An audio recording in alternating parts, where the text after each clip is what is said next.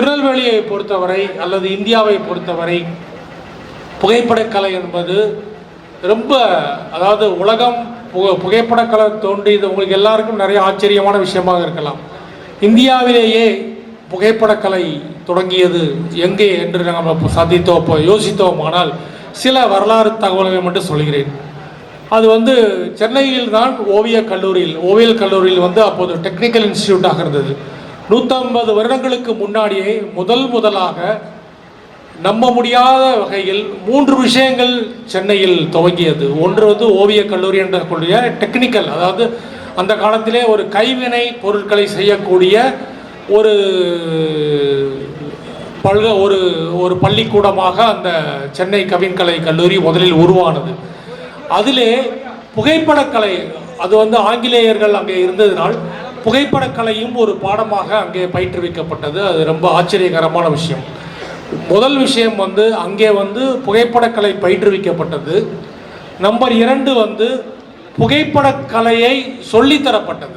அது எப்படி அதை படமெடுப்பது போன்ற விஷயங்களை ஒரு வகுப்பறையில் சொல்லித்தரப்பட்டது.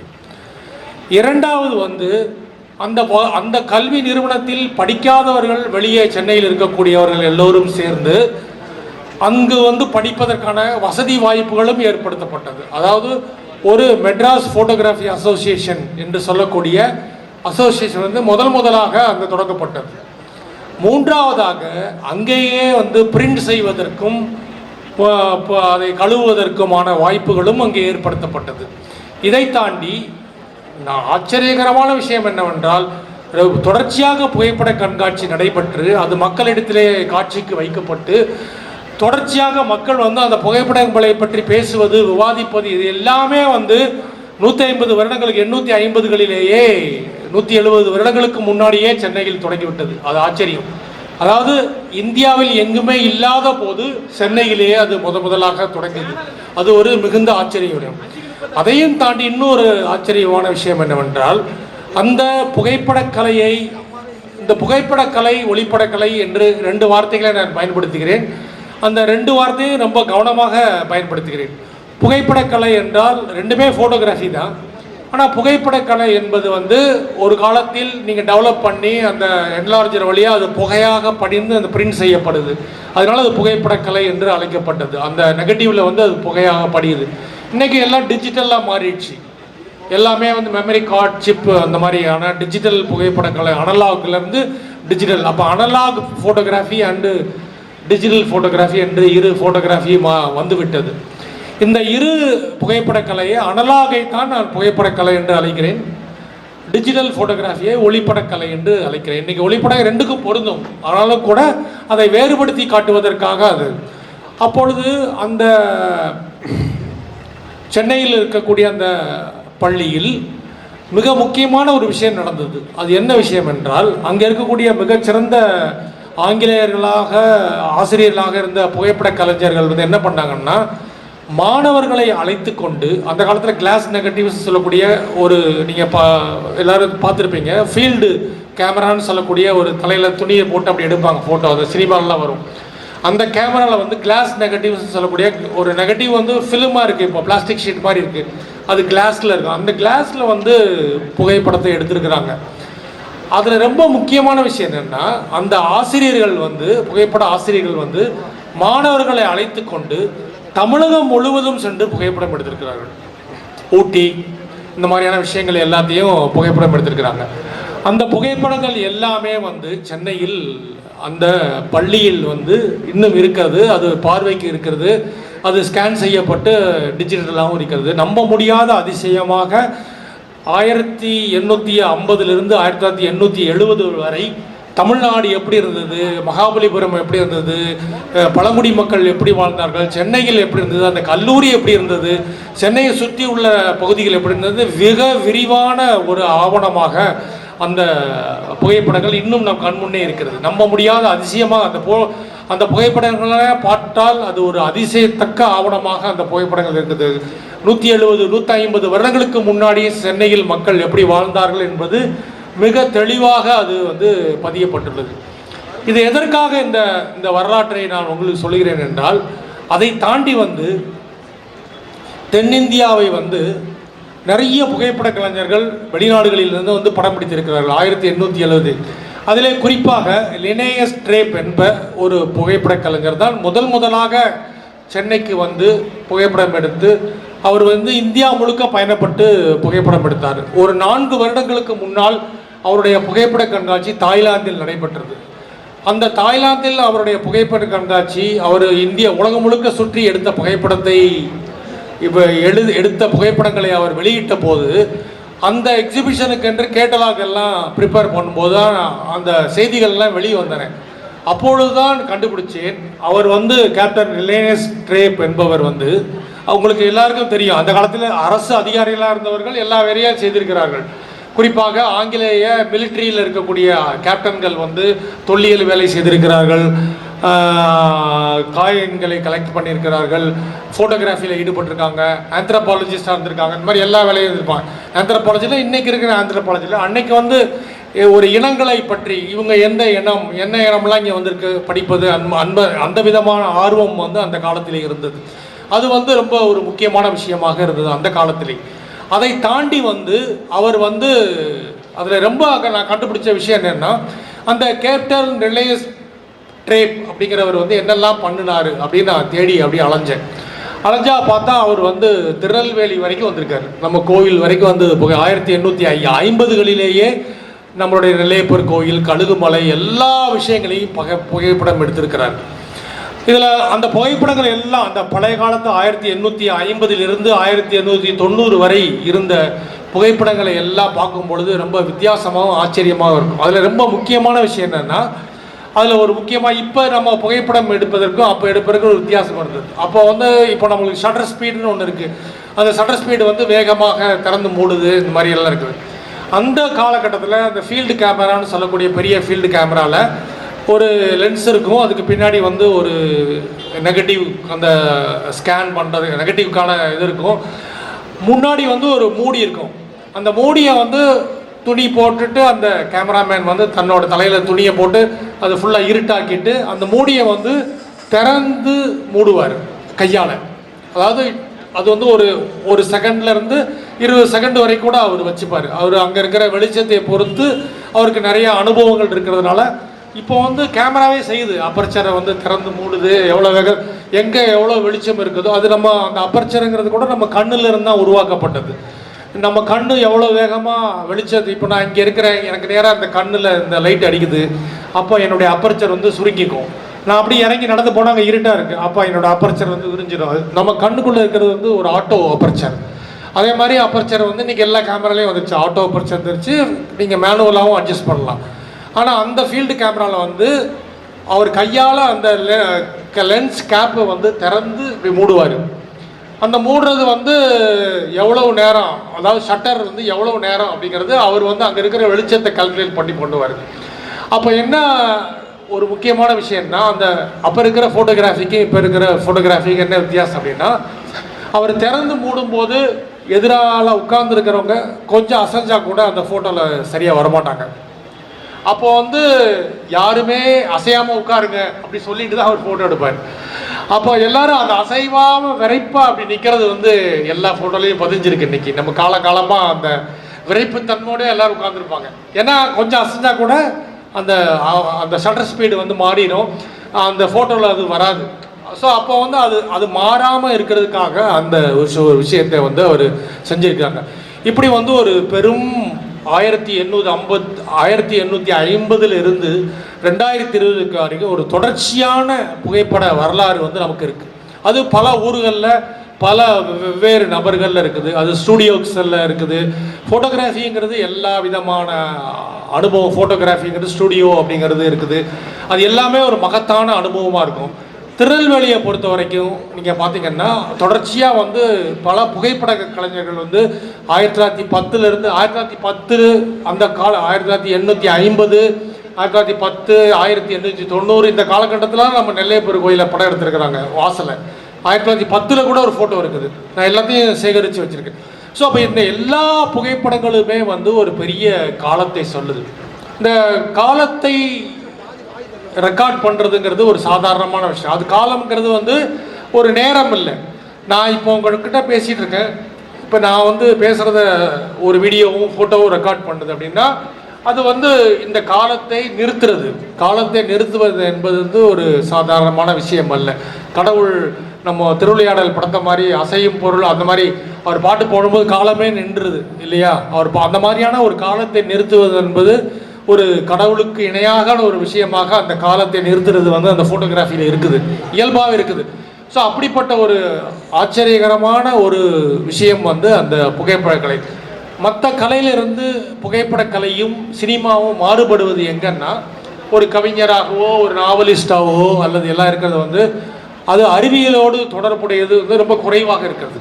ஆனால் புகைப்படக்கலை, ஒளிப்படக்கலை, சினிமாங்கிறது வந்து நேரடியாக அறிவியல் மூலமாக, அறிவியல் புரட்சி மூலமாக அது பிறந்த கலை. ஸோ அந்த கலை வந்து ஒரு மிக முக்கியமான ஒரு மாற்றத்தை வந்து பெற்று இன்னைக்கு வந்து உலகளாவிய மதிப்பாக மாறி இருக்கிறது. திருநெல்வேலியை பொறுத்த வரைக்கும் ஸ்டுடியோ வரலாறு என்பது ரொம்ப முக்கியமானது. எனக்கு வந்து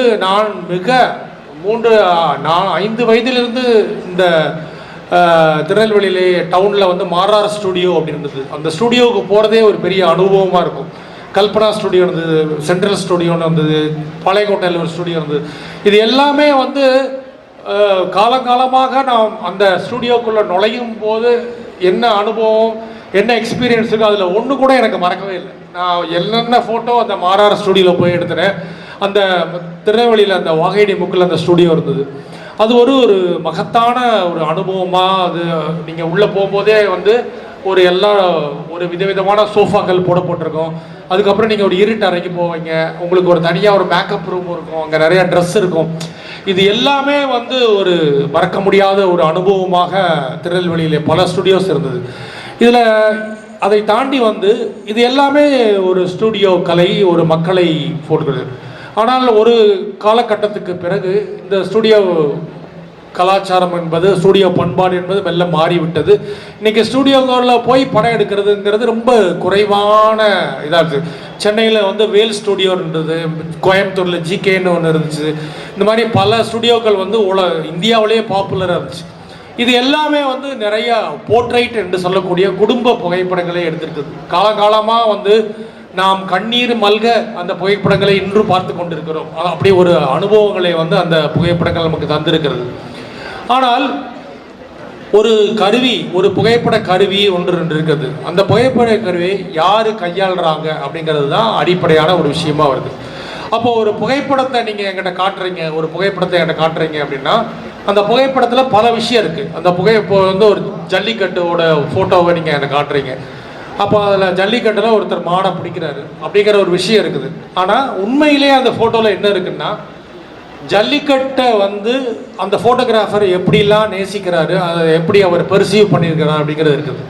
அதில் ஜல்லிக்கட்டுக்கும் அந்த ஃபோட்டோகிராஃபருக்கு இருக்கிற உறவு வந்து அந்த ஃபோட்டோவில் இருக்குது. நாட் ஓன்லி தி சப்ஜெக்ட், அவருடைய ரிலேஷன்ஷிப் டு த சப்ஜெக்டும் அதில் இருக்குது. அதான் ரொம்ப ரொம்ப முக்கியமான விஷயம். அப்போ வந்து ஒரு புகைப்படங்களையோ ஒரு ஓவியத்தையோ நம்ம சினிமாவையோ பார்க்கும் பொழுது வந்து அந்த இயக்குனர், அந்த ஃபோட்டோகிராஃபர், அந்த ஓவியர், அவருக்கு இருக்கக்கூடிய உறவு வந்து அந்த படத்தில் இருக்குது. அதான் ரொம்ப ரொம்ப முக்கியமானது. அப்போ நீங்கள் என்கிட்ட ஒரு 100கணக்கான புகைப்படங்களை நீங்கள் என்கிட்ட காமிச்சிங்கன்னா கூட அந்த புகைப்படங்கள் என்ன விதமான உறவுகளை கொண்டு இருக்கிறது அப்படிங்கிறத நம்ம பார்க்க முடியும்.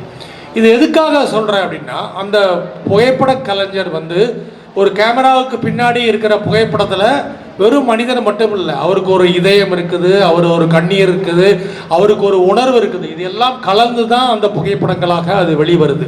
அப்போது ஒரு போர்ட்ரைட் ஃபோட்டோ என்று சொல்லக்கூடிய ஸ்டுடியோ ஃபோட்டோவில் வந்து வழக்கமான ஒரு உணர்வுகளை படம் பிடிப்பதை தாண்டி நிறைய விஷயங்கள் வெளியே இருக்குங்கிறத நான் சொல்ல விரும்புகிறேன்.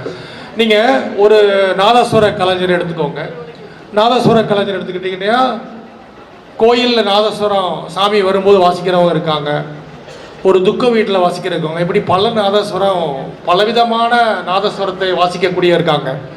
ஆனால் டிஎன் ராஜரத்ன பிள்ளை நாதஸ்வரம் வாசித்தார்னா அவர் வந்தாலே எல்லாரும் எழுந்திரிச்சு நிற்கணும், அப்படி ஒரு விஷயத்தை அவர் உருவாக்கி வச்சுருந்தார். அவரும் அதே நாதஸ்வரத்தை தான் வாசித்தார். இதில் இன்னும் ரொம்ப ஆச்சரியமான விஷயம் என்னென்னா, நிறைய நாதஸ்வர கலைஞர்கள் பார்த்தீங்கன்னா அவங்க தனக்குன்னு ஒரு நாதஸ்வரம் வச்சுருப்பாங்க, தனக்குன்னு ஒரு சீவாளி வச்சுருப்பாங்க. அந்த வாசிக்கிற முன்னாடி இருக்கிறது சீவாளி. அதை யார்கிட்டையும் கொடுக்க மாட்டாங்க, அந்த நாதஸ்வரத்தையும் யார்கிட்டையும் கொடுக்க மாட்டாங்க. ஏன்னா அந்த நாதஸ்வரத்துக்கு அவங்க ட்ரெயின் ஆகிருப்பாங்க. அவர் வந்து அந்த நாதஸ்வரத்தை வந்து வாசிப்பாங்க, அது யாருக்கிட்டையும் கொடுக்க மாட்டாங்க. ஆனால் டிஎன் ராஜரத்னம் பொறுத்த வரைக்கும் பார்த்தீங்கன்னா அவருக்கு நாதஸ்வரமே முக்கியம் இல்லை. அவர் எங்கே போனாலும் அங்கே கோயிலில் ஒன்று இருந்தால் கூட அதை அப்படி எடுத்து வாசிப்பார். வாசிச்சாருன்னா வந்து அது பயங்கரமாக இருக்கும். அப்போது ஒரு சாதாரண நாதஸ்வரம் வந்து யார் அதை பயன்படுத்துகிறார்? இப்போ அவர் வந்தாருன்னா நீங்கள் இந்த தில்லானா மோகனம்பாள் படம் பார்த்துருப்பீங்க. ஒரு நாதஸ்வர கலைஞர் ஒரு சின்ன சத்தாங்கொண்டை கூட அவர் வாசிக்க மாட்டார். அது எல்லாமே டிஎன் ராஜரத்னத்தை அடிப்படையாக கொண்டு டிஎன் ராஜரத்னம், காரைக்குறிச்சி அருணாசலம், இவங்களெல்லாம் காரைக்குறிச்சி அருணாசலம் நம்ம ஊருக்காரு. ஸோ இதெல்லாம் அடிப்படையாக கொண்டு தான் அந்த கேரக்டர்ஸ்லாம் உருவாக்கப்பட்டது. அது ஒரு சாதாரண விஷயம் இல்லை. பலவிதமான சாதனைகளை வந்து அவர் பண்ணியிருக்கிறார். இந்த மாதிரி யாரை பற்றியும் கவலைப்படக்கூடாது. இன்னும் கூட சொல்லுவாங்க, நான் சமீபத்தில் ஒரு 4-5 சுப்பு ஆறுமுகம் வில்லிசை நம்ம ஊருக்காரர் அவர் இறந்து போவதற்கு முன்னாடி வந்து அவரை சந்தித்து ஒரு நீண்ட பேட்டி எடுத்தேன். அந்த பேட்டியில் வந்து அவர் டிஎன் ராஜரத்னத்தை பற்றி பேசினார். அந்த காலத்தில் அகாடமியில், மியூசிக் அகாடமியில் எங்கேயோ உட்காந்து அவர் முன் வரிசையில் உட்காந்துருக்கிறாரு.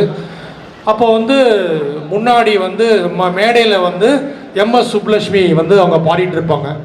எம்எஸ் சுப்புலட்சுமி எவ்வளோ பெரிய பாடகர் அப்படின்னு உங்களுக்கு தெரியும். இந்த உலகமே பார்த்து யுனெஸ்கோவில் போய் அங்கீகாரம் கட்டுறாங்க. ஆனால் இவர் அவரோட பெரிய ஆள். அவர் வந்து முன்னாடி பாடிருப்போம். அந்த அம்மா ஏதோ ஒரு சின்ன தப்பு பண்ணியிருக்காங்க பாட்டில். இவர் அப்படியே என்னம்மா பாடுற அப்படின்னு மேடையில் சொல்லியிருக்காரு. முன்னாடி உட்காந்துட்டே சொல்லியிருக்காரு, என்னம்மா பாடுறீங்க அப்படின்னு சொல்லியிருக்காரு. அந்த அளவுக்கு யாருக்கும் பயப்படாத ஒரு கலை. அந்த கலை வந்து அந்த நாதஸ்வரத்தின் மூலமாக வந்தது. அப்போ எல்லாரும் எந்திரிச்சு நிற்கணும். இந்தியா சுதந்திரம் பெற்ற போது டெல்லியிலே டிஎன் ராஜரத்னம் தான் போய் நாதஸ்வரம் வாசித்தார். அப்போது அந்த நாதஸ்வரத்தினுடைய கலைக்கு முக்கிய காரகர்த்தம் நாதஸ்வரம் இல்லை, அதை வாசிக்க பின்னாடி இருந்த ராஜரத்ன பிள்ளை. அதே மாதிரி தான் நீங்கள் 1 லட்சம் ரூபாய் கேமராவை பயன்படுத்துகிறீங்களா, 2000 ரூபாய் கேமராவை பயன்படுத்துறீங்கிறத முக்கியம் இல்லை, யார் அந்த கேமராவை பயன்படுத்துகிறாங்க. இதே மாதிரியான இன்னொரு நபர் தான் பிஸ்மில்லா கான். முப்படை தளபதிகளும் இருந்த ஒரு மீட்டிங்கில் வந்து அவர் வாசித்துட்டு இருக்காரு. பிஸ்மில்லா கான் ஷனாய் வாசித்துட்டு இருக்காரு. பாரத ரத்னா அவர் முன்னாடி நின்று முப்படை தலைவர்கள் உட்கார்ந்துருக்காங்க. அவர் வந்து முன்னாடி இருக்கிறவங்க பேசிட்டே இருந்திருக்காங்க. நீங்கள் பேசியிருக்கீங்களே எந்திரிச்சிட்டு போவோம் சொல்லி பாதிலே எந்திரிச்சு போயிட்டார். அவர் எதை பற்றியும் கவலைப்படலை. அங்கே பிரசிடென்ட் உட்கார்ந்தாலும் சரி, பிரைம் மினிஸ்டர் உட்கார்ந்தாலும் சரி. ஸோ இந்த மாதிரியான ஆளுமைகள் எல்லாம் நம்மளுடைய ஆளுமைகளாக நாதஸ்வரத்திலே நம்ம ஊரில் வந்து நம்ம இந்தியாவில் இருந்திருக்கிறாங்க. ஸோ அப்படிப்பட்ட அதே போல் புகைப்படக்கலை வந்து ஒரு வெறுமனையாக ஏதோ ஒரு விஷயத்தை டாக்குமெண்ட் பண்ணுற ஒரு கலை அல்ல. அதில் வந்து மாபெரும் கலைஞர்கள் இருந்திருக்கிறாங்க. உலக அளவில் மாபெருமான கலைஞர்கள் இருந்திருக்கிறாங்க. அந்த மாபெரும் கலைஞர்கள் மாபெரும் ஆளுமையாக இருந்திருக்கிறாங்க. அவங்க எடுத்த புகைப்படங்கள், அவங்க எடுத்த அந்த புகைப்படங்கள் மூலமாக அவருடைய வாழ்க்கை வந்து சாதாரணமான வாழ்க்கை அல்ல. இப்போ நீங்கள் வந்து பல யுத்தங்களில் வந்து புகைப்படங்களில் வந்து பல ஆட்கள் வந்து உயிரை விட்டுருக்கிறாங்க. புகைப்படங்களுக்கு முன்னால் எடுக்க போய் ராபர்ட் காப்பா அப்படின்னு ஒரு புகைப்பட கலைஞர், ஒரு யுத்த புகைப்பட கலைஞர், அவர் புகைப்படம் எடுக்கும்போதே அவர் சுட்டுக் கொல்லப்பட்டார். அப்புறம் ஹென்ரி கார்டின் பிரச்சனை எல்லா யுத்தங்களையும் படம் எடுத்திருக்கிறார். இப்படி பலவிதமான புகைப்பட கலைஞர்கள் வந்து இருக்கிறாங்க. அவரை முக்கியமாக எதுக்காக இந்த புகைப்பட கலைஞர்களை பற்றி சொல்கிறேன்னா, அந்த ஆளுமைகளை பற்றி சொல்கிறேன்னா, அது ஒரு நாவலிஸ்ட், ஒரு பெரிய டால்ஸ்டாய், தாஸ்தவ்ஸ்கி போன்ற நாவலிஸ்டுகள் வந்து, வைக்கம் முகமது பஷீர், புதுமை பித்தன், இந்த மாதிரியான நாவலிஸ்டுகள் வந்து ஒரு மாபெரும் வாழ்க்கையை வந்து வாழ்ந்திருக்காங்க. அந்த மாபெரும் வாழ்க்கையை ஊடகமாக அந்த எழுத்து இருந்திருக்குது. அந்த எழுத்து போல புகைப்பட கருவியையும் ஒரு ஊடகமாக கொண்டு பலவிதமான புகைப்பட கலைஞர் இருந்திருக்காங்க. அவங்க நாவலிஸ்டையும் தாண்டியும் இருந்திருக்கிறாங்க. அதான் ரொம்ப முக்கியம். சாதாரண எழுத்தாளர்கள், இப்போ நம்ம எங்கே திரும்பினாலும் எழுத்தாளர்கள் இந்த மாதிரியான விஷயங்கள் பார்க்குறோம். ஆனால் ஒரு புகைப்பட கலைஞர், ஒரு ஓவியர்கள், அந்த மாதிரியான விஷயங்கள்லாம் வந்து ஒரு எழுத்தாளருடைய அனுபவங்களையும் தாண்டிய பெரிய அனுபவங்களுக்கு சென்றிருக்கிறார்கள். அப்படி ஒரு சின்ன அனுபவத்தை மட்டும் நான் சொல்லிக்கிறேன். நான் தூய சவேரியார் கல்லூரியில் படிச்சுட்டு இருக்கும்போது 1987-88 நான் அந்த காலகட்டத்தில் நான் ஆங்கில இலக்கியம் அந்த முதல் வருஷம் அந்த மாதிரி படிச்சுட்டு இருக்கேன். அப்போது வந்து பிளாட்ஃபார்மில் வந்து பாளையங்கோட்டை பஸ் ஸ்டாண்டில் வந்து பஸ்ஸில் ஏறி புக்கெலாம் விற்பாங்க. நீங்கள் பார்த்துருப்பீங்க. பஸ்ஸில் ஏறி சார் இந்த புக்கை வாங்கி, கம்யூனிஸ்ட் இயக்கத்தில் உள்ளவங்க விற்பாங்க. அந்த மாதிரி ஒரு தோழர் வந்து பஸ்ஸில் ஏறி இனி அப்படின்னு ஒரு பத்திரிக்கை வந்திருக்கு, இந்த பத்திரிக்கை நீங்கள் வாங்கணும் அப்படின்னு அந்த பேசினார். அந்த புத்தகம் வந்து பார்த்தா அந்த புத்தகத்தில் வந்து இருக்கிற ஃபோட்டோஸ்லாம் பார்த்தீங்கன்னா அவ்வளோ பிரமாதமாக இருந்துச்சு. அங்கே உள்ளுக்குள்ளே அந்த பாளையங்கோட்டை பஸ் ஸ்டாண்டுக்குள்ளே இந்த கடைகள்லேயும் அந்த புத்தகம் தொங்க விடப்பட்டிருந்தது. ஸோ அது வந்து எஸ்வி ராஜதுரை அப்படிங்கிற எழுத்தாளர் நடத்தின ஒரு இனிங்கிற ஒரு பத்திரிக்கை புகைப்பட கலை அட்டையாக கொண்டு வந்து வந்துச்சு. அதில் வந்து நான் அந்த புத்தகத்தை வாங்கி நான் படிக்க ஆரம்பித்து என்னோடய வாழ்க்கையிலேயே ஒரு திருப்பு முனையாக அந்த இனி அப்படிங்கிற புத்தகம் வந்து இருந்துச்சு. அதுக்கப்புறம் வந்து புதுயுகம்னு ஒரு பத்திரிக்கை வந்தது. அந்த பத்திரிக்கையும் எனக்கு வாழ்க்கையோட ஒரு திருப்பு முனையாக இருந்துச்சு. ஸோ அந்த இனிங்கிற பத்திரிக்கையில் அந்த புகைப்படத்தெல்லாம் அதில் நிறையா கதைகள், நிறையா எல்லாமே அரசியல் எல்லா விஷயங்களும் அதில் விவாதிக்கப்பட்டிருந்தது. அதில் வந்து ஒரு முக்கியமாக வந்து அந்த அட்டையில் வந்த புகைப்படங்கள் வந்து மிகச்சிறப்பாக, இப்படிலாம் ஒரு புகைப்படத்தை யாராவது எடுக்க முடியுமா அப்படிங்கிற மாதிரி அந்த புகைப்படங்கள் இருந்துச்சு. திருநெல்வேலி, சென்னையில் இருக்கக்கூடிய மெரினா பீச், இந்த மாதிரி எல்லா விஷயங்களும் அந்த புகைப்படத்தில் அட்டையில் வந்துச்சு. அப்போது வந்து அந்த எடுத்தது யாருன்னு உள்ள பார்த்தா அதில் ஜான் ஐசக் கருணாகரன் அப்படின்னு அந்த பேர் போட்டிருந்தது. அப்போ வந்து எனக்கு பயங்கர ஆச்சரியம், ஜான் ஐசக் கருணாகரன் யார் அப்படின்னு பார்த்தா ஒரு 2 இதழ். அதுக்கப்புறம் நான் அந்த இஷ்யூவை வாங்க ஆரம்பித்தேன். ஒவ்வொரு இதழும் வந்து அந்த பாளையங்கோட்டை பஸ் ஸ்டாண்டில் கடையில் ஒவ்வொரு மாதத்துக்கும் ஒரு இதழ் வந்துகிட்டே இருந்துச்சு. அப்போது ஒரு 3வது இதழில் 4வது இதழில் வந்து அந்த புகைப்படங்களை எடுத்த அட்டையில் இருந்தவரோட பேட்டி, அந்த புகைப்படக்கலைஞருடைய பேட்டி வந்து ஜான் ஐசக் கருணாகரன் அப்படிங்கிறவரோட பேட்டி வந்து அவர் வந்து யுனெஸ்கோவில் வந்து ஒரு புகைப்பட கலைஞராக இருந்தார். அந்த புகைப்பட கலைஞராக இருந்தபோது வந்து அவருடைய பேட்டி வந்து அதில் வந்தது. அதில் வந்து அவர் 4-5 கேமரா போட்டுட்டு ஒரு கால் மேலே கால் போட்டு ஒரு மலை உச்சியில் நின்றுட்டு இருப்பார். அந்த புகைப்படம் தான் என்னுடைய வாழ்க்கையே மாற்றுச்சு. அவரோட அந்த பேட்டியும் அவருடைய புகைப்படம், அவர் எடுத்த புகைப்படம் கூட கிடையாது, அவருடைய புகைப்படத்தில் 4-5 கேமராவை மாட்டிட்டு அவர் வந்து நின்றுட்டு இருப்பார். அப்போ நான் முடிவு பண்ணேன், நானும் இதே மாதிரியான ஒரு கேமராமேனாக ஆகணும் அப்படி சொல்லிட்டு. அதுக்கப்புறம் அது படிக்கிட்டு இருக்கும்போது நான் எம்ஏ நாட்டார் வழக்காற்றியல் படித்தேன். அதுக்கப்புறம் நான் படிக்கலை. நான் நல்ல மார்க்லாம் வாங்கியிருந்தேன், முதல் மாணவனாக கூட வந்தேன். ஆனாலும் நான் அதுக்கப்புறம் இதுவுமே படிக்கக்கூடாது, நம்ம வந்து அப்படியே நாடோடியாக இருக்கணும், அல்ல ஒரு புகைப்பட கலைஞாக மாற சொல்லி நான் விட்டுட்டேன். அப்போது விட்டு அவருடைய புகைப்படங்கள்லாம் பார்த்து நிறையா பயிற்சி எடுத்தேன். அப்போ வந்து அதெல்லாம் எடுத்துகிட்டு நான் ஒரு நாள் சென்னையில் நானே நிறைய ஃபோட்டோலாம் எடுத்து சென்னையில் வந்து ஒரு புகைப்பட பயிற்சி புகைப்பட கண்காட்சி வந்து நடத்தினேன்.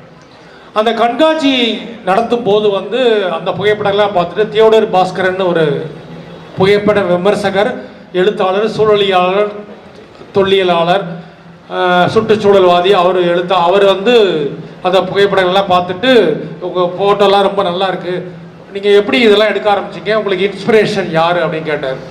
நான் சொன்னேன், இந்த மாதிரி ஜான் ஐசக்னு ஒரு ஃபோட்டோகிராஃபர் இருக்கார், அவர் தான் அந்த இனின்னு ஒரு பத்திரிக்கையில் பார்த்து அவரோட இன்ஸ்பிரேஷனில் தான் நான் நிறைய ஃபோட்டோலாம் எடுக்க ஆரம்பித்தேன் அப்படின்னு சொன்னேன்.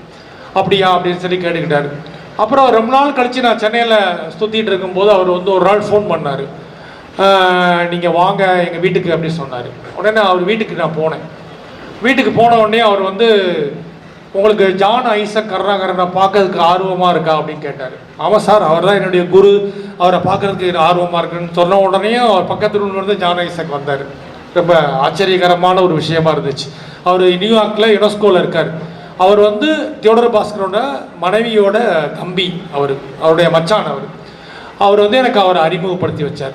அப்போ அவரோடு பல நாட்கள் பேசி, அப்புறம் அவரோட ஃப்ரெண்டாகி, அப்புறம் அவரை நாங்கள் திருநெல்வேலிக்கு கூட்டிகிட்டு வந்து திருநெல்வேலியில் பேச வச்சு, திருநெல்வேலியிலேயே ஒரு 2 நாள் இருந்து அவருக்கு எல்லா அனுபவங்களையும் திருநெல்வேலி எல்லாம் அவர் ஃபோட்டோ எடுத்துருக்கிறாரு. அப்புறம் திரும்ப அவரை நியூயார்க்குக்கு நாங்கள் அனுப்பி வச்சோம். அப்போ அவர் பல விதமான அனுபவங்களை வந்து அவர் வந்து ஷேர் பண்ணார். அந்த அனுபவங்களை தான் இப்போ நான் உங்கள்கிட்ட சொல்ல போகிறேன். அப்போ எதுக்காக இந்த அனுபவத்தை சொல்கிறேன்னா, புதுமைப்பித்தன் எந்த மாதிரியான வாழ்க்கையை வாழ்ந்தாருன்னு தெரியும், தாஸ்தவஸ்கி எந்த மாதிரியான வாழ்க்கையை வாழ்ந்தார் தெரியும். தாஸ்தவஸ்கி வந்து ஒரு பெரிய எல்லாரும் கொல்லப்படுகிற சிறையில் இருக்கும்போது, எல்லாரும் கொல்லப்படும்போது வரிசையாக நிப்பாட்டிட்டு எல்லாரையும் சுட்டுட்டே வந்தாங்க. இவரை சுட வரும்போது நிறுத்திட்டாங்க, அதிலிருந்து தப்பிச்சவர். அப்படின்னா அவரோட வாழ்க்கை எவ்வளவு ஒரு கட்டத்துக்கு போயிட்டு வந்துருப்பார் பாருங்க. அவருக்கு முன்னாடி இருக்கிறவர் வந்து தன்னை சுட போறாங்கிற நினைப்புலையே இவருக்கு அடுத்தால இருக்க ஒரு முடியெல்லாம் நரைச்சிருச்சான். அந்த ஒரு அவ்வளவு பயங்கரமான காலகட்டத்துக்கெல்லாம் போயிட்டு வந்திருக்கிறார். அதே போல் ஜான் ஐசக் வந்து தன்னுடைய வரலாற்றை வந்து என்கிட்ட சொன்னார். அந்த வரலாற்றை உங்ககிட்ட நான் சொல்ல விரும்புகிறேன். ஏன்னா அது வந்து ஒரு கவிஞருக்கு, ஒரு எழுத்தாளர், இதையெல்லாம் தாண்டிய அனுபவமாக அவர் வந்து இருந்தது. அவர் வந்து சென்னையில் எம்சிசியில் அவர் படிச்சிருக்கிறாரு. படிச்சுட்டு நான் சென்னை ஓவியக் கல்லூரியில் அவர் ஓவியம் படிச்சிருக்கிறாரு. நான் சொன்ன ஏற்கனவே எழும்பூர் இருக்க ஓவியக் கல்லூரியில். அப்புறம் அவர் வந்து நல்லா கிட்டார் வாசிக்கிறவர். அதுக்கப்புறம் ஏர்போர்ட்டு அங்கங்கன்னு கிட்டார் வாசிட்டு ரோட்லலாம் அப்படி கிட்டார் வாசிட்டு ஏதோ பாடிட்டு இருந்திருக்கிறாரு. அதுக்கப்புறம் ஒரு குறிப்பிட்ட நாளில் வந்து ஏர்போர்ட்டில் வந்து ஏதோ டிக்கெட்டு வாங்கியிருக்கிறாரு. அதை ஏதோ ஒரு லாட்ரி மாதிரி விழுந்திருக்குது. விழுந்த உடனே அது வந்து பார்த்தா அது நியூயார்க்குக்கு டிக்கெட் கிடச்சிருக்கு அவருக்கு. அந்த இதில் உடனே அவர் அந்த டிக்கெட்டோட நியூயார்க்குக்கு போயிட்டார். நியூயார்க்கு போய் அங்கே எல்லா வேலையும் பார்த்துட்டு இருந்திருக்கிறாரு, எல்லா விஷயங்களும் செஞ்சுட்டு இருந்திருக்கிறாரு. அப்போ வந்து அவங்க அண்ணன் வந்து அவருக்கு ஏதாவது வேலை வாங்கி கொடுக்கணும்னு சொல்லி ஒரு வேலை வாங்கி கொடுத்துருக்காரு. அது யுனெஸ்கோவில் இருக்கக்கூடிய ஒரு ஒளிப்பட ஃபோட்டோ எடுக்கிற ஒரு பிரிவில் வந்து அந்த நெகட்டிவ்ஸ்லாம் கழுவுற வேலையை வாங்கி கொடுத்துருக்காரு. அப்போ வந்து அதுக்கு முன்னாடி ஒரு கேமரா எடுத்திருக்காரு, சின்ன சின்ன ஃபோட்டோஸ்லாம் எடுத்திருக்காரு. அப்போ ஒரு கழுவுற வேலையை பார்த்துட்டே வந்து ஃபோட்டோவும் எடுத்துகிட்டு இருந்திருக்காரு. அங்கே அப்போ வந்து ஒரு போட்டி நடந்திருக்குது. அந்த போட்டியில் வந்து அவர் அந்த கேமரா வச்சு ஒரு புகைப்படம் எடுத்திருக்கிறாரு. அதுக்கு வந்து முதல் பரிசு கிடைச்சிருக்கு. யாருன்னு பார்த்தா யுனெஸ்கோ தான் போட்டி நடத்துது. தன்னுடைய அலுவலகத்தில் சாதாரணமாக ஃபோட்டோவை கழுவுற ஒரு ஆளே முதல் பரிசு வாங்கியிருக்காருன்னு அவங்களுக்கு ரொம்ப ஆச்சரியம். உடனே அவர் வந்து அந்த புகைப்பட பிரிவிலேயே புகைப்பட கலைஞராக சேர்த்து கொள்ளப்பட்டார். அதுக்கு பிறகு அவர் ஒவ்வொரு படிப்படியாக வளர்ந்து யுனெஸ்கோவுக்கு இயக்குனராக புகைப்பட பிரிவுக்கு தலைவராக மாறிட்டார்.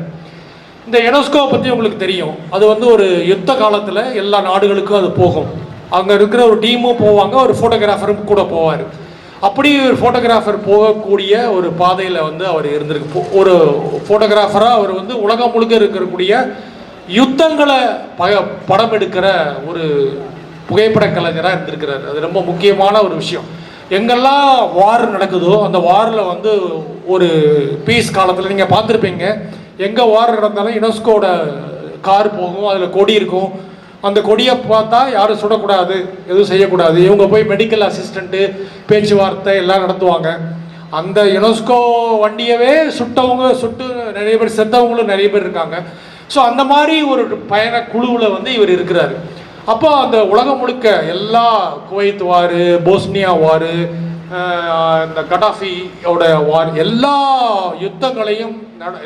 யுத்தங்களையும் படம் எடுக்கக்கூடிய ஒரு புகைப்பட கலைஞராக இருந்திருக்கிறார். அதில் வந்து அவருக்கு பயங்கரமான அனுபவங்களாக இருந்திருக்கு. அதில் ஒரு 2-3 அனுபவங்களை சொன்னார். ஒரு அனுபவம் என்னென்னா, ஒரு குறிப்பிட்ட ட்ரைபல் கம்யூனிட்டி, பாஸ்னியாவில் ஒரு குறிப்பிட்ட ட்ரைபல் கம்யூனிட்டியில் படம் எடுத்திருக்கிறார். உங்களுக்கு தெரியும், பாஸ்னியாவில் வந்து 2 இனக்குழுக்கள் வந்து பயங்கரமாக மோதிக்கிட்டாங்க அப்படின்னு தெரியும். அந்த இனக்குழுக்கள் 2 பேருமே ஒரே நாட்டை சார்ந்தவங்க தான், ஆனால் 2 பேரும் பயங்கரம் மோதிட்டாங்க. அந்த மோதினவங்க வந்து வெறுமனையாக துப்பாக்கியெலாம் இல்லாமல் பெரிய பெரிய வாள்களை வச்சு சண்டை போட்டு ஒருத்தர் நூற்றுக்கணக்கில் வெட்டி கொண்டிருந்தாங்க. அந்த மாதிரியான ஒரு வாரில் போய் இவர் புகைப்படம் எடுத்து கொண்டிருக்கிறாரு. அப்போ வந்து இவர் ஒவ்வொரு தெருவாக போயிட்டு இருக்கும்போது பார்த்தீங்கன்னா ஒரு தெருவில் அப்படி திரும்புகிறாரு. ஒரு பொண்ணு வந்து வெட்டி கொல்லப்பட்டு கிடக்கிறா. அவளுடைய குழந்தை வந்து அப்போ தான் பிறந்திருக்குது. அந்த தொப்புள் கொடி கூட அறுக்கப்படலை. அந்த பொண்ணு நிர்வாணமாக இருக்கிறா, ஆனால் அந்த பொண்ணு இறந்து போயிட்டா. அந்த குழந்தை மட்டும் அழுதுட்டு இருக்குது. இப்படி ஒரு காட்சி இருக்குது. இது வந்து நீங்கள் எல்லாரும் நினைக்கலாம், அல்லது மற்ற கலைஞர்கள் எல்லாரும் நினைக்கலாம், இதை புகைப்படப்படுத்தா ஒரு பயங்கரமான புகைப்படம், இது வந்து உலக அளவில் மிக முக்கியமான புகைப்படமாக வந்திருக்கிறோம். ஆனால் அவர் அந்த புகைப்படத்தை எடுக்கலை. உடனே தன்னோட கோட்டை கழட்டி அந்த பொண்ணோட மேலே போட்டு அதை எல்லாத்தையும் மறைச்சி அதை சரி பண்ணிட்டார். கூட இருந்த புகைப்பட கலைஞர்கள் மற்றவங்களை என்னங்க இப்படி பண்ணிட்டீங்க, ஏன் ஃபோட்டோ எடுக்காம மாட்டீங்க அப்படி இப்படி திட்டுறாங்க. அப்போ அவர் சொல்கிறாரு, இந்த போஸ்னியாவில் இருக்கக்கூடிய இந்த ட்ரைபல் மத்தியில் நான் வேலை செஞ்சுருக்கிறேன். அவங்க வந்து அந்த பெண்கள் வந்து தன்னை நிர்வாணமாக பார்க்குறத விரும்பாத ஒரு சமூகம். இதை நீங்கள் புகைப்படத்தோடனே அந்த பண்பாட்டுக்கே அது எதிரானதாக இருக்கும் அப்படி சொல்கிறாரு. அப்போ வந்து ஒரு புகைப்பட கலைஞர் அப்படிங்கிறவர் வந்து ஒரு சாதாரண ஆள் மட்டும் இல்லாமல் ஒரு பண்பாட்டை தெரிந்து கொண்டு புகைப்படம் எடுக்கக்கூடிய நபராக இருக்க வேண்டுங்கிறத இந்த இதில் நமக்கு கிடைக்கக்கூடிய செய்தி. அதே போல் இன்னொரு செய்தி என்னென்னா, அவர் பல ரெஃப்யூஜி, இப்போ நீங்கள் யுத்தத்துக்கு, நான் வந்து நேபாள், இலங்கை இந்த 2 இடத்துக்கும் போயிருக்கிறேன். 2 இடத்துலையும் ரொம்ப மிக முக்கியமான யுத்த காலத்தில் நேபாளில் கம்யூனிஸ்ட் எழுச்சி வர்றதுக்கு அந்த காலகட்டத்தில் அந்த நேபாளில் இருக்க மாவோயிஸ்ட் தலைவர்கள் கூடயே நான் போய் ட்ராவல் பண்ணியிருக்கிறேன் நேபாளுக்கு. அதே போல் இலங்கையிலையும் அந்த முக்கியமான காலகட்டத்தில் அந்த வார் நடக்கிற காலகட்டங்களில் நான் போயிருக்கிறேன்.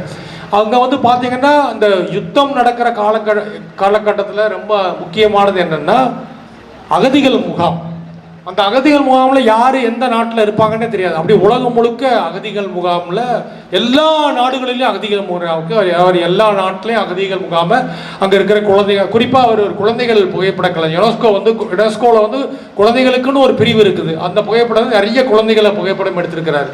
அப்படிப்பட்ட ஒரு குழந்தைய ஏதோ ஒரு சம்பந்தம் இல்லாத இரு துருவங்களில் சம்பந்தம் இல்லாமல் ஒரு நாட்டில் ஒரு குழந்தைய புகைப்படம் எடுத்து அதை வந்து போஸ்டராக போட்டிருக்காங்க. யுனெஸ்கோ வந்து யுத்தங்களுக்கு எதிரான போஸ்டராக அதை போட்டிருக்காங்க. அது இன்னொரு சம்பந்தம் இல்லாத ஒரு நாட்டில் வந்து அந்த போஸ்டர் ஒட்டப்பட்டிருக்கு. அந்த குழந்தையோடைய பெற்றோர்கள் வந்து அந்த அகதி முகாமில் இருக்காங்க.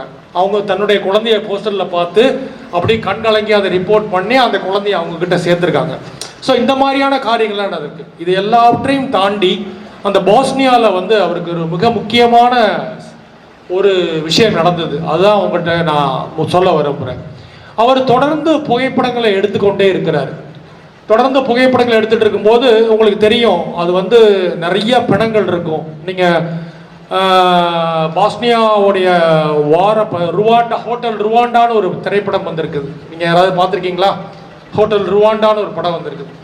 அந்த ருவாண்டாவில் ஒரு காட்சி வரும். இவர் பாஸ்னியாவில் எடுத்தது போல ருவாண்டாலையும் வேலை பார்த்துருக்காரு.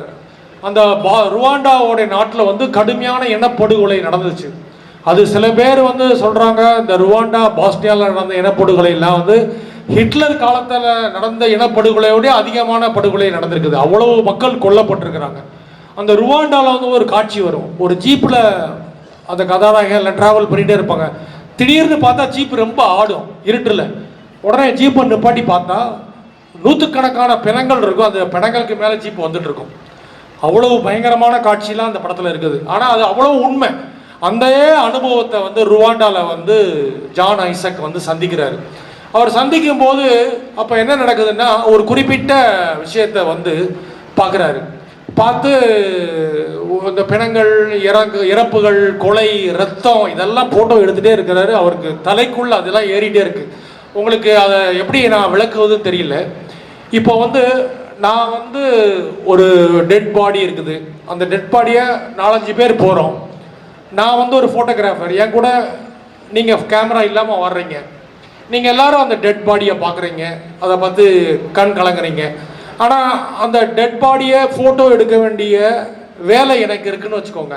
நான் அந்த பாடியை தொடர்ந்து ஃபோட்டோ எடுத்துட்டேன்னா அந்த அந்த இமேஜ் வந்து எனக்குள்ள ஏற்படுத்துகிற தாக்கம் இருக்குல்ல, பயங்கரமாக இருக்கும். அது வந்து நான் அது வந்து ரொம்ப பயங்கரம். நீங்கள் நேரடியாக பார்க்குறதுக்கும் அதை ஃபோட்டோ வழியாக ஃபோட்டோ எடுத்து என்னுடைய அந்த அந்த காட்சி வந்து என்னுடைய மனசுக்குள்ளே ஏற்படுத்துகிற தாக்கம் வந்து ரொம்ப பயங்கரமாக இருக்கும். அந்த இமேஜ் ஏற்படுத்தக்கூடிய தாக்கம், அந்த படிமம் ஏற்படுத்தக்கூடிய தாக்கம் வந்து ரொம்ப இருக்கும்.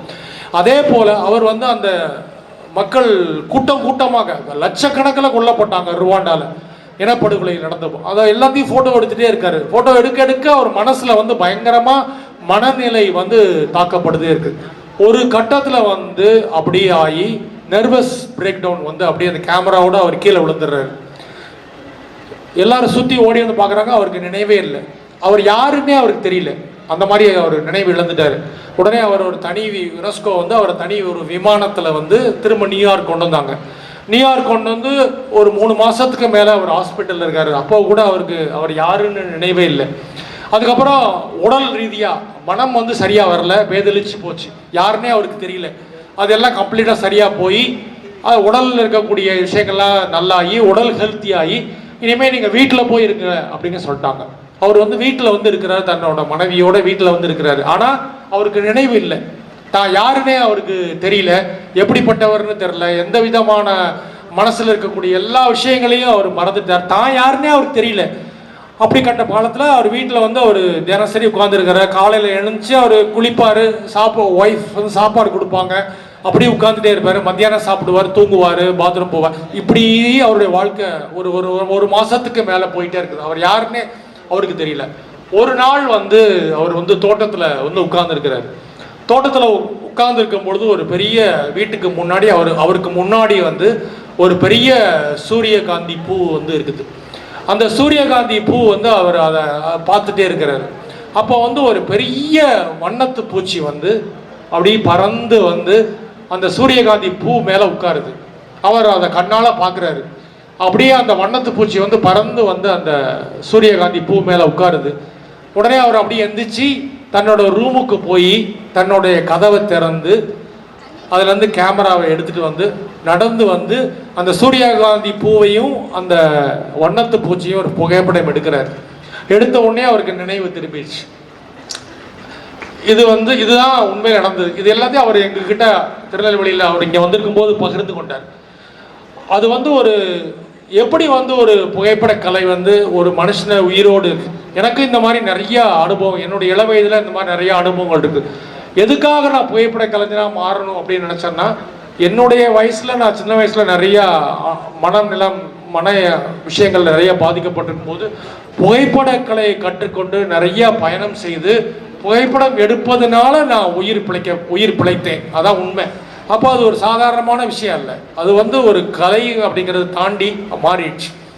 இது வந்து அப்போ இதை எதுக்கு நான் சொல்ல வர்றேன்னா, இன்னைக்கு வந்து ஒரு ஃபேஸ்புக்கு, ட்விட்டர் இது எல்லாமே வந்து பார்த்தீங்கன்னா ஃபோட்டோ பேஸ்ட் சோஷியல் நெட்வொர்க். இதுக்கு முன்னாடி கிடையாது. இந்த இணைய புரட்சி வந்ததுக்கு பிறகு ஃபேஸ்புக்கு, ட்விட்டர், இன்ஸ்டாகிராம் எல்லாம் வந்ததுக்கப்புறம் இது எல்லாமே வெற்றிகரமாக செயல்படுவதற்கு ஒரே ஒரு காரணம் என்னென்னா, இது எல்லாமே ஃபோட்டோ பேஸ்ட்.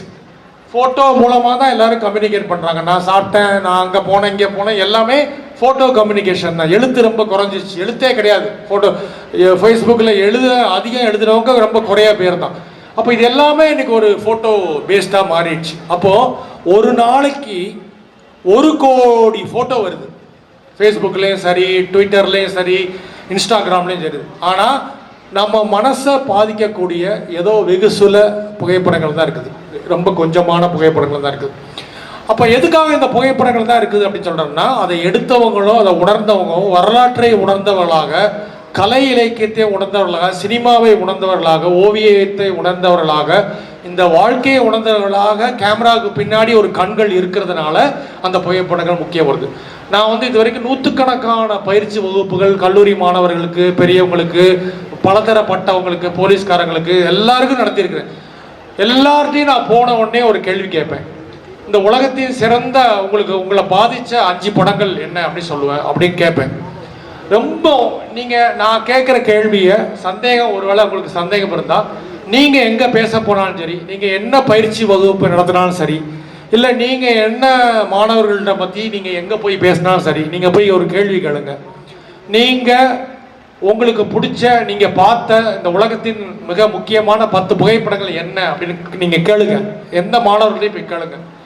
எல்லா மாணவர்களும் நான் இப்போ உங்ககிட்ட கேட்கலாம். நீங்கள் இது வந்து ஒரு மேடை பேச்சு, ஒரு கிளாஸாக இருந்தால் நான் கேட்டு உங்ககிட்டே ஒவ்வொன்றா கேட்டு வாங்கியிருப்பேன். ஆனால் இப்போ இது ஒரு மேடையாக இருக்கிறதுனால அது சரியாக இருக்காது. நானே சொல்கிறேன், ஒரு 10 புகைப்படங்கள் உங்களுக்கு பிடிச்ச புகைப்படம், இந்த உலகத்தின் முக்கியமான புகைப்படங்கள் 10 புகைப்படங்கள் என்ன அப்படின்னு நீங்கள் கேளுங்க. அதை வந்து நான் கேட்குற மாதிரி நீங்கள் எங்கே வகுப்பு எடுத்தால், நீங்கள் ஆசிரியராக இருக்கலாம், எங்கே பேசக்கூடியவர்களாக இருக்கலாம், இந்த ஒரு 10 புகைப்படங்கள் சொல்லுவாங்க. என்னெல்லாம் புகைப்படங்கள் நான் சொல்கிறேன். ஒரு வியட்நாமில் வந்து அணுகுண்டு வெடிக்கும் போது ஒரு சின்ன குழந்தை ஓடி வரும், பார்த்துருக்கீங்களா? ட்ரெஸ்லாம் வரைஞ்சி அந்த புகைப்படத்தை சொல்லுவாங்க. அதுக்கப்புறம் வந்து ஒரு ஃபோட்டோகிராஃபர் வந்து ஒரு குழந்தை சாகும்போது ஒரு கழுகு வந்து நின்று அதை ஃபோட்டோ எடுத்திருப்பாங்க. அதுக்கப்புறம் அது எல்லோரும் தப்புன்னு சொன்னதுனால அந்த ஃபோட்டோகிராஃபர் அவரே தற்கொலை பண்ணிக்கிட்டாரு, அந்த புகைப்படத்தை பற்றி சொல்லுவாங்க. அதுக்கப்புறம் ஹென்ரி கார்டியர் பிரசனுடைய மிக முக்கியமான புகைப்படம் சொல்லுவாங்க. இப்படியே ஒரு புகைப்படங்கள் இப்படி நமக்கு எல்லாத்துக்கும் தெரியும். அப்புறம் வந்து இன்னொரு மிக முக்கியமான புகைப்படங்கள் சொல்லுவாங்க எல்லாரும். நீங்கள் கேட்டீங்கன்னா கல்லூரி மாணவன், சைனாவில் புரட்சி நடந்த போது, தியானன்மன் ஸ்கொயரில் புரட்சி நடந்த போது ஒரு மாணவன் வந்து ஒரு டேங்க் முன்னாடி சட்டையை கழட்டிட்டு இப்படி பார்த்துருப்பீங்க. அந்த ஃபோட்டோவை எல்லாரும் சொல்லுவாங்க. நீங்கள் எங்கே போய் கேட்டாலும் சொல்லுவாங்க. அந்த ஃபோட்டோவில் என்ன புரட்சி, என்ன விஷயம் அப்படின்னு பார்த்தீங்கன்னா, அந்த ஃபோட்டோ வந்து ஒரு மாணவர்கள் புரட்சி நடக்குது. அந்த மாணவர் புரட்சி நடக்கும்போது வந்து மாணவர்கள்லாம் புரட்சிருக்கிறாங்க. டேங்க் வந்து முன்னாடி, பீரங்கி வந்து முன்னாடி நிற்குது. அந்த பீரங்கி முன்னாடி நிற்கும் பொழுது அந்த மாணவர்கள் வந்து அங்கே நின்றுட்டு அந்த கூட்டத்துக்கு எதிராக இருக்கிறாங்க. அப்போ அந்த பீரங்கி வந்து அவங்கள ஏற்ற வருது மேலே. இவங்க எல்லாரும் ஏற்ற வந்தால் இவங்க எல்லாரும் விலகி ஓடிடுவாங்க அப்படிங்கிற நம்பிக்கையில் வந்து எல்லாரும் நிற்கிறாங்க.